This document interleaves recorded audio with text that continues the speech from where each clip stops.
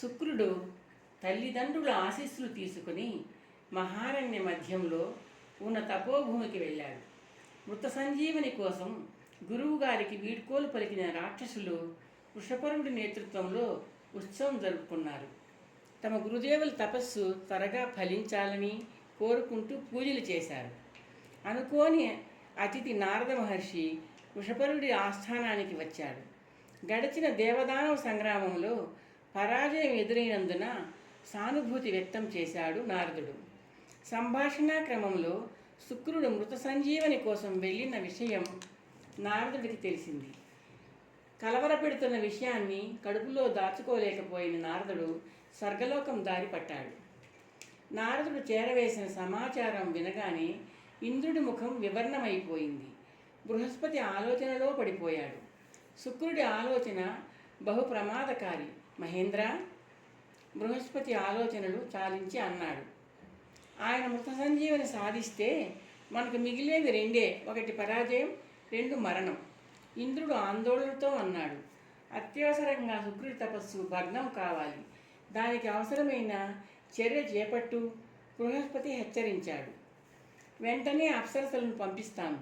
ఆ శుక్రుడి మృత సంజీవని తపస్సును రస సంజీవని తపస్సుగా మార్చివేయమంటాను, ఇంద్రుడు ఆవేశంగా అన్నాడు. బృహస్పతి చిరునవ్వు నవ్వాడు. ఆత్రులు కాదు, ఆలోచించు అమరేంద్ర. గురుదేవా, ఇంద్రుడు ఆశ్చర్యంగా అన్నాడు.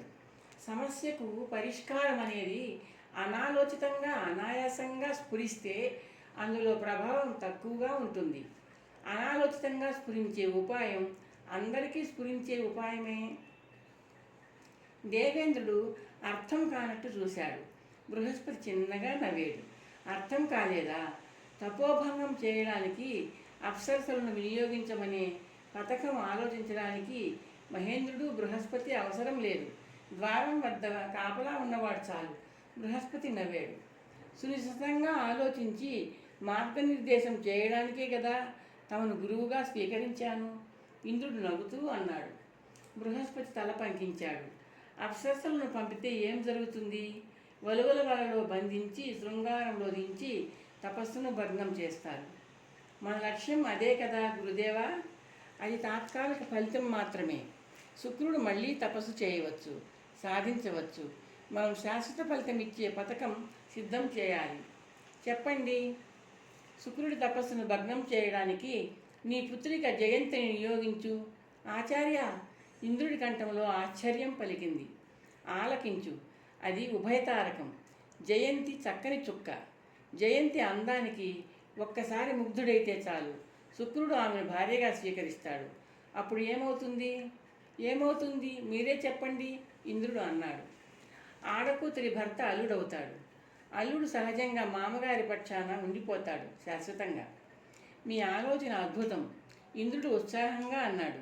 ఏదో సందేహం అతని ఉత్సాహాన్ని మాయం చేసింది. ఒకవేళ ఆ శుక్రుడు మన జయంతిని పరిణయం చేసుకోకపోతే అప్సరసలు సాధించేదేమిటో అదే సాధించబడుతుంది. బృహస్పతి నవ్వుతూ అన్నాడు. భవితవ్యాన్ని సూచిస్తాను, విను మహేంద్ర. శుక్రుడు జయంతిని పరిగ్రహిస్తాడు. దాని మూలంగా రాక్షసులు మార్గదర్శనం చేసే ఆద్యుడు లేని అనాథలవుతారు. అనాథలను జయించడం అతి సులభం. ఇప్పుడే జయంతిని పంపిస్తాను అంటూ ఇంద్రుడు ఉత్సాహంగా లేచాడు. ఎలాగైనా సరే నువ్వు జయించి తీరాలి. ఆ రాక్షస గురు రాక్షసుడు అయిన శుక్రుడి తపస్సు భగ్నం కావాలి. ఇంద్రుని మాటలు జయంతి చెవుల్లో గింగురుమంటున్నాయి. ఎదురుగా దూరంగా ఎండలో తపస్సమాధిలో కూర్చున్న శుక్రుడి మీద ఆమె చూపులు తాపడం అయిపోయి ఉన్నాయి. గురు రాక్షసుడు తండ్రి మాట ఆమెకు మళ్ళీ గుర్తొచ్చింది. జయంతి పెదవులు చిరునవ్వుతో కదిలాయి. తన తండ్రి శుక్రుడిని చూసినట్టు లేదు. చూసి ఉంటే అంత అందగాన్ని గురు రాక్షసుడు అంటాడా? అద్భుతమైన ముఖవర్చస్సు, మెరిసిపోతున్న దేహకాంతి, గుండ్రటి భుజాలు, వెడల్పాటి వర్షపీఠం, పొడుగాటి చేతులు, ముఖ్యంగా దృష్టిని లాగుతున్న మూసిని రెప్పల కింద దాగిన పెద్ద పెద్ద కళ్ళు, బోర్లించిన అరచేతుల్లాంటి రెప్పలపైన వంపు తిరిగిన కనుబొమలు, స్వర్గంలో కూడా తనకు ఇంతవరకు కనిపించని పురుష సౌందర్యం. గుర్తుంచుకో తల్లి, ఆ దుర్మార్గుడు మృత సంజీవనిని సాధిస్తే మనకు అత్యంత ప్రమాదం. నీ అందచందాలు ఉపయోగించు. శుక్రుడికి దీక్షాభంగం జరిగేలా చూడు. అతన్ని వివాహం చేసుకో. నీకు సంపూర్ణ స్వాతంత్రం ఇస్తున్నాను. ఆ శుక్రుణ్ణి పతిదేవుణ్ణి చేస్తావో పతిగా చేసుకుంటావో నీ ఇష్టం. నీ లక్ష్యం ఒక్కటే, శుక్రుడికి మృత సంజీవని దక్కకూడదు. తండ్రి తనను ఉద్బోధిస్తూ ఆవేశంగా పలికిన పలుకులు జయంతి అంతరంగంలో ప్రతిధ్వనించాయి. పతితుణ్ణి చేస్తేనో పతిగా చేసుకుంటావో నీ ఇష్టం. శుక్రుడికి మృత సంజీవని. జయంతి అసహనంగా తల విదిల్చింది, తండ్రి మాటల ప్రతిధ్వనిని దూరంగా తరిమివేస్తూ. ఆమె పాదాలు మెల్లగా ముందుకు కదిలి ఆమెను శుక్రుడికి మరికొంచెం దగ్గరగా తీసుకెళ్ళాయి. ఆమె చూపులు తమ అదృష్ట హస్తాలతో శుక్రుడి శరీరాన్ని స్పృశిస్తున్నాయి. ఆయన శరీరంలోంచి యవ్వన తేజం పొంగి పొర్లుతోంది. తపస్సమాధి ఆయన పట్టుదలను సూచిస్తోంది. శరీరమంతా స్వేద బిందువులు అలంకరించిన పూలలా ఉన్నాయి. జయంతి నిట్టూర్చింది. శుక్రుడి వర్చస్సు, తేజస్సు తనను సమ్మోహనపరుస్తున్నాయి.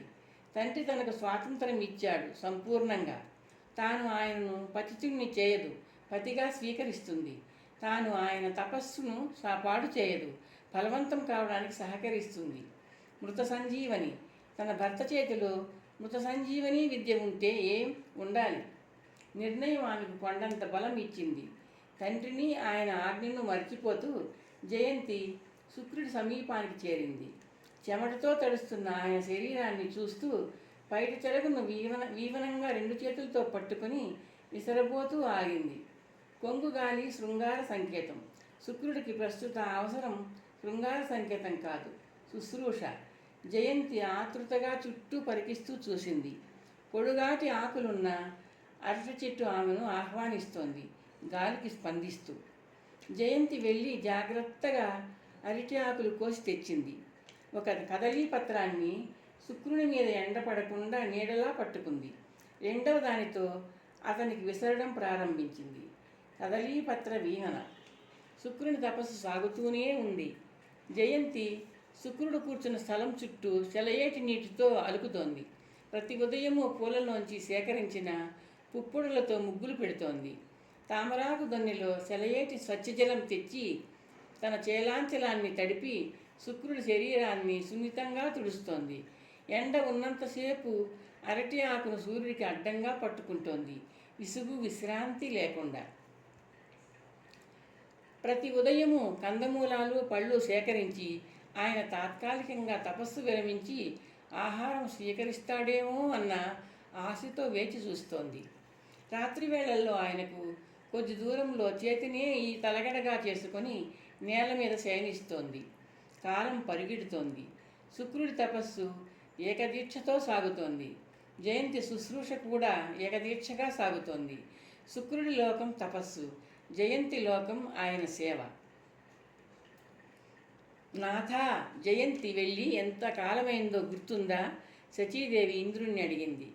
ఎంతకాలమైందో రోజులలో, గడియలలో, విఘడియలలో కూడా చెప్పగలను దేవి. ఇంద్రుడు చిరునవ్వు నవ్వాడు. నాకెందుకో ఆందోళనగా ఉంది. జయంతి. శచీదేవి ఏదో చెప్పబోయింది. జయంతి తిరిగి వస్తుంది. ఆలస్యం నాకు కూడా ఆందోళన కలిగిస్తోంది. అందుకే ఆచార్యులను రమ్మన్నాను. ఇంద్రుడు సమదాయింపుగా అన్నాడు. మహేంద్ర. మందిర ద్వారం దాటుతూ పలకరించాడు బృహస్పతి. దయచేయండి గురుదేవా. ఇంద్రుడు సగౌరవంగా బృహస్పతిని ఆహ్వానించాడు. కాలం గడిచిపోతాంది. జయంతి తిరిగి రాలేదు. ఆ ప్రయత్నంలో విజయం సాధించిందో లేక ఏదైనా అపాయానికి గురయిందోనని శచి ఆందోళన చెందుతోంది. ఇంద్రుడు బృహస్పతితో అన్నాడు. బృహస్పతి కూర్చుంటూ చిరునవ్వు నవ్వాడు.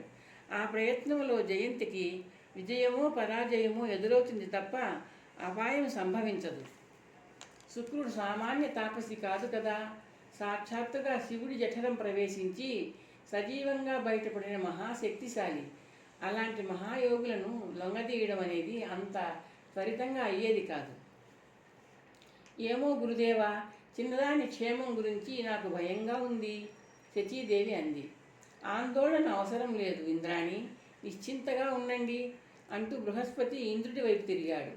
మహేంద్ర, జయంతి శుక్రుల ఉదంతాన్ని అటుంచి అసురుల గురించి ఆలోచించాలన్న తలంపు కలిగింది. శుక్రుడు అందుబాటులో లేడు. వాళ్ళకి మంత్రాలోచన చెప్పేవారు లేరు. రాక్షసుల మీద దండయాత్ర చేయడానికి ఇది అనువైన సమయం. ఇంద్రుడు తలపైకి పంకిస్తూ చూశాడు. అసుర సైన్యం ప్రస్తుతం బలహీనంగా ఉంది. యుద్ధానికి ముహూర్తం నిర్ణయిస్తాను, బృహస్పతి అన్నాడు.